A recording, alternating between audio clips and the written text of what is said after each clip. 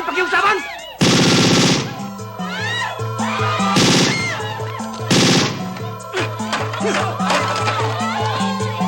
Makinig kayong mabuti! Binibigyan namin kayo ng ilang araw lang para lisanin ang lupa ng mga salbosa! Naintindihan niyo ba? Andiyan ho sila, Jack!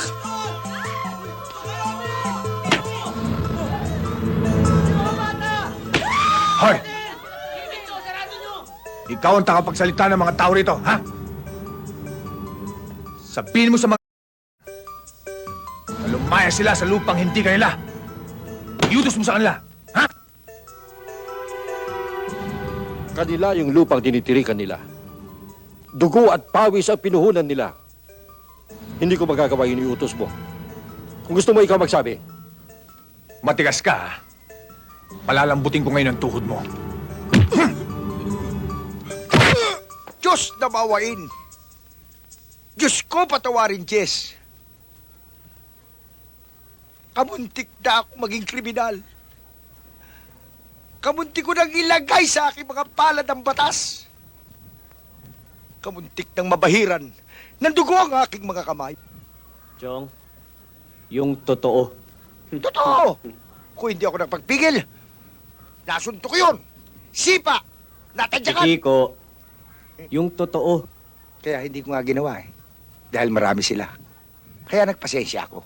Eh kung ako hindi pagpasensyahan, mahirap na. Kayo naman, oh. Hindi naman ganyan kwento nyo kanina eh. Ang kwento nyo, kayo unang tumakbo. Ganun ba? Oo. Yung ganjak na yan eh. Pagdating, eh, marami kasama. Putok dito, putok doon, sipa dito, sipak doon. Talagang binulabog ang mga tao. Hindi pa sila nakontento ron. Pumunta sila sa pinagtatrabahuan namin, binubog si Mang Karyo. Ba't binubog si Mang Karyo? Ano atraso niya? Gusto nila si Mang Karyo mangumbinsi sa atin para lumayas dito. Alam mo naman mga pamilya Salbosa, mga halang ang kaluluwa.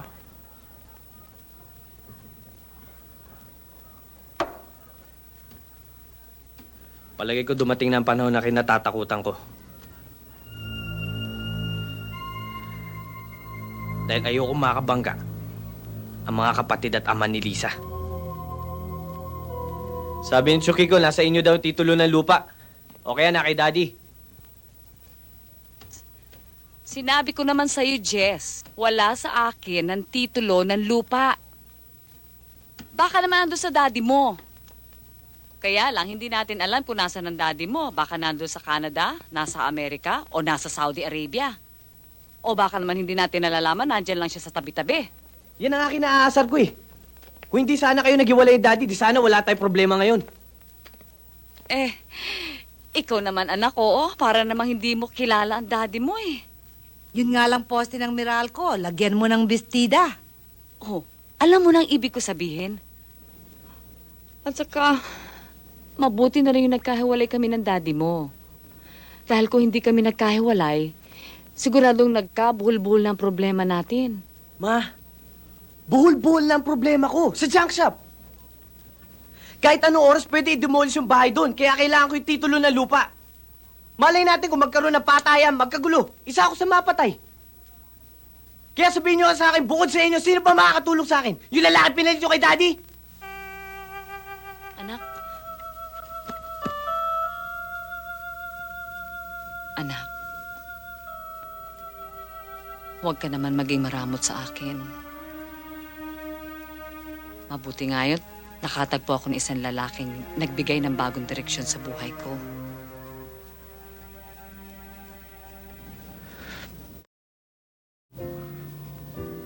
Nagsisigarilyo ka na pala. Pinata na ako, Ma. Yun na nga eh. Pinata ka na. Baka isa sa mga araw na ito ay mag-asawa ka na. Paano na ako? Ako? Aalagaan ko kayo. Ayoko maging pabigat sa'yo. O sige, nandun na ako. Nabigyan ng maganda direksyon ng buhay nyo. Pero nakakatsak ba kayo na mahal kayo ng lalaking yun? Yes. Wala ka sigurong karapatang sabihin yun dahil hindi mo alam ang nararamdaman ko para sa mami mo.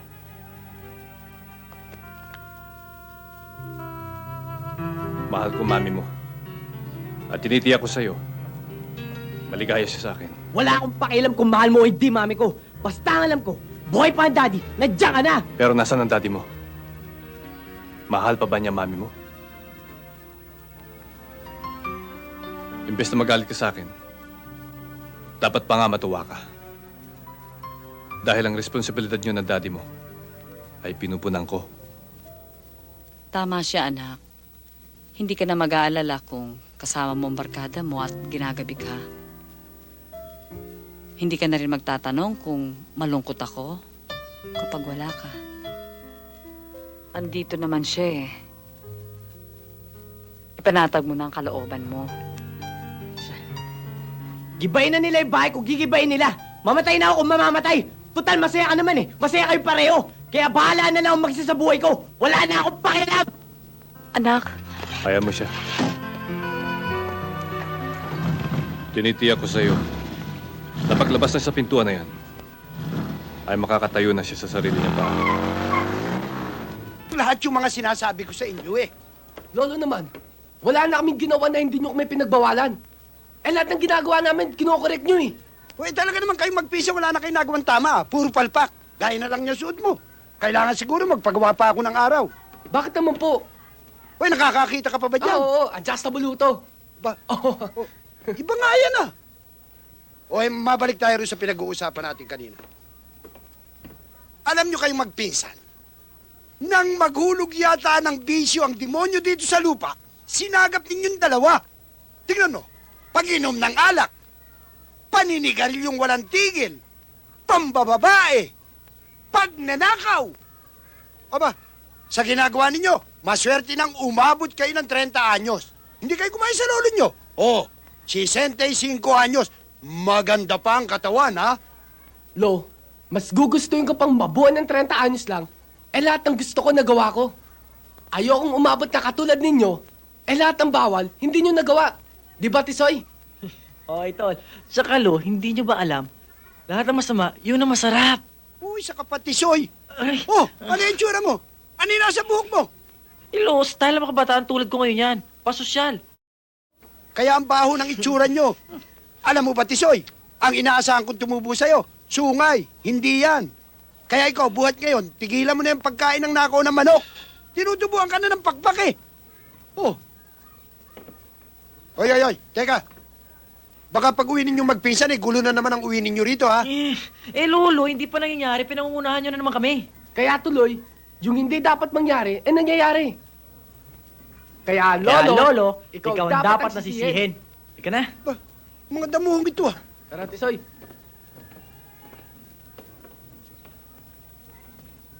Oh, ingat sa motor.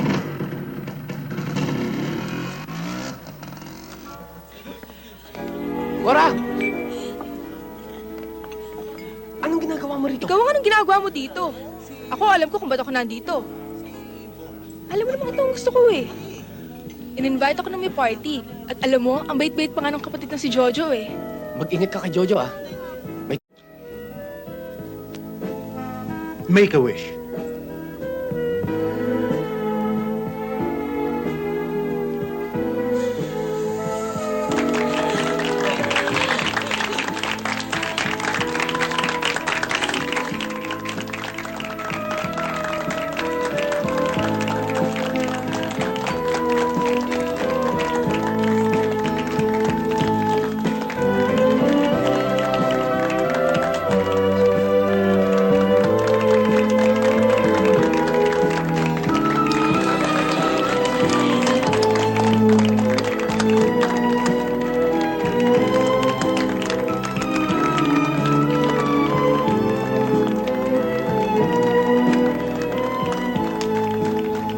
Saang impyerno ba kita nakita? Bakit? Sa impyerno ka ba nang galing? Ayusin mo pagsunod mo, bata. Nakita mong buhok ko, kulot. Ugali ko, kulot din.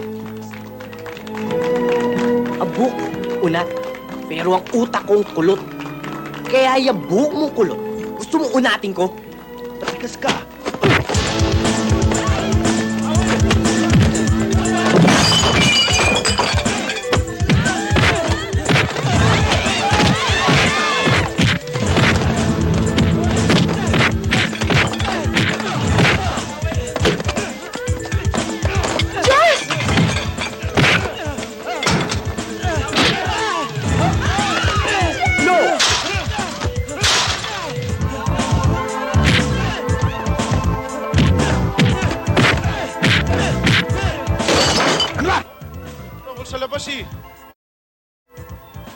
Papatayin na kayo lahat dyan! Huwag lang itong mamatay!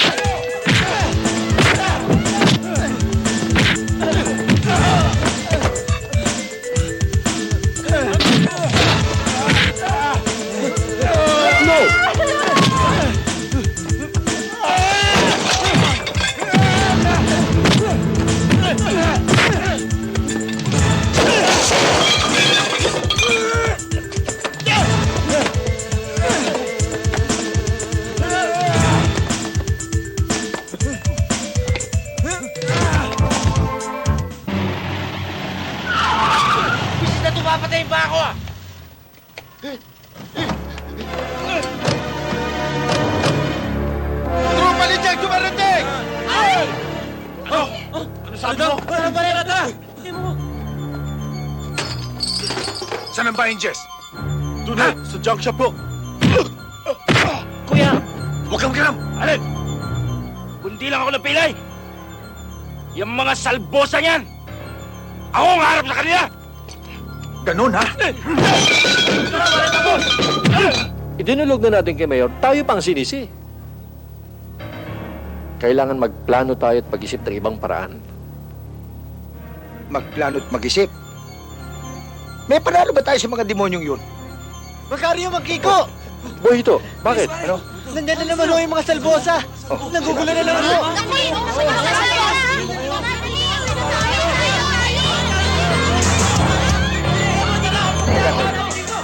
Nasaan ang mga batang riles?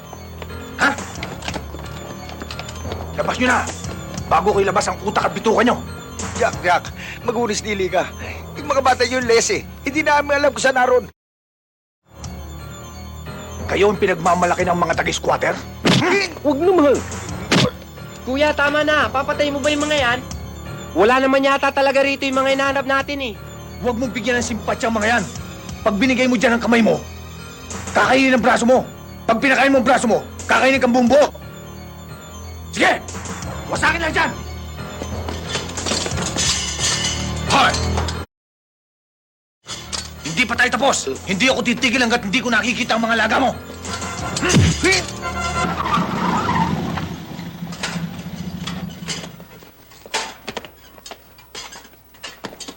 Ano nangyari? Wala. Nilusob na naman kami ng mga halangang kaluluwa. Ang hinahanap, kayo. Kayo mga batang riles. Nang hindi kayo makita, ayun, kami yung pinagbalingan. Bugbog sarado. Pati lolo mo, na hustong gulpi. Ayun, baka mas masahol pa sa akin. Alam kong marami ng gulo, lumipat sa inyo. Wala. Talagang malala na ang problema natin. Sobra na to ah. Yung mga walang laban, tinatalo nila. Si Cora, binastos nila. Macario nga eh. 2 beses nang binugbog. Tumira na tayo. Anong gagamitin natin? Eto?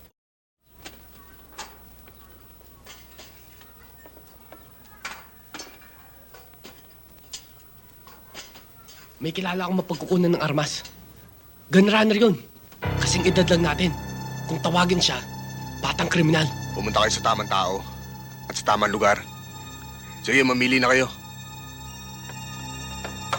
Total, pare-pareho naman tayo ng gusto sa buhay. At marami kayong kinuha, bibigyan ko kayo ng bonus. Naswerte saan tong baril na to. Sa'yo na. Libre yan.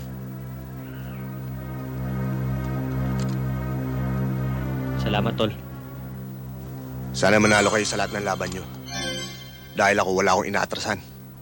Lahat ng panalo. Good luck.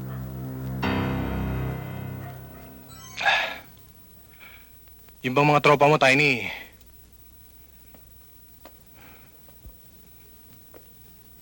Merong mga ibubuga. Meron yan, Kuya Ramon. Itong isang to, ang lakas ng dating eh. Kaya bang pumapil nito? Okay Ha? yan, Kuya Ramon. Okay.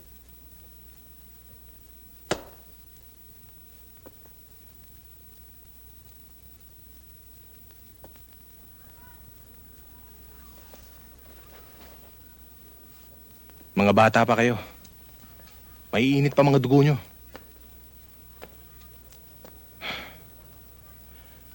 Alam nyo mga bata, hindi nakukuha sa forma ang abilidad. May mga bagay na dapat pinag-aaralan o sinasanay ng mabuti bago isagawa ang anumang adhikain. May mga batas na dapat pairalin. Siguro sa pangangailangan o layunin. Ang kailangan nyo lang siguro matutunan kung paano nyo kontrolin ang inyong kapusukan. Kaya nga nandito kami. Para magpaturo sa'yo sa sinasabi mong abilidad. Bueno, matuturuan ko kayo sa mga bagay na yan. Ang inihiling ko lamang sa inyo. Ang kailangan nyo lang dito ay tiyaga, determinasyon, at disiplina sa sarili. Maliwanag ba? Oo.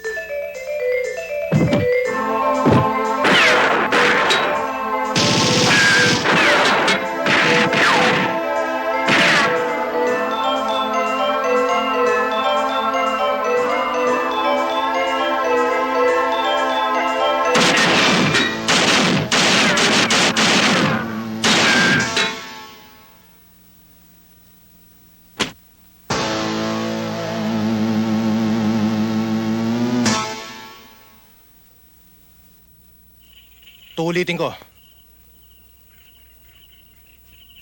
Nagagamitin nyo lamang ang inyong napag-aralan sa tamang panahon at sitwasyon. Matuto kayong maghintay. Noon ay naranasan ko maghintay. Sa kabila ng magitna at maipit ako sa panganib.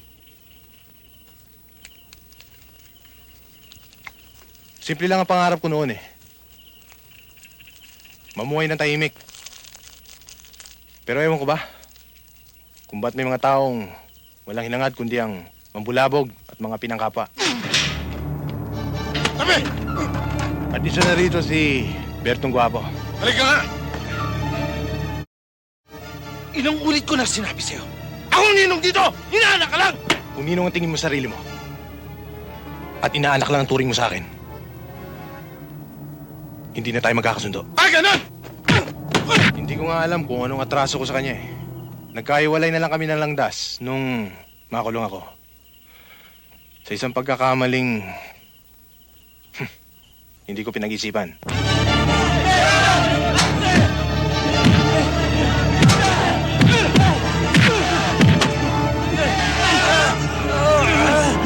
Iniwasan ko ang kapusukan. Pinaghandaan ko siya.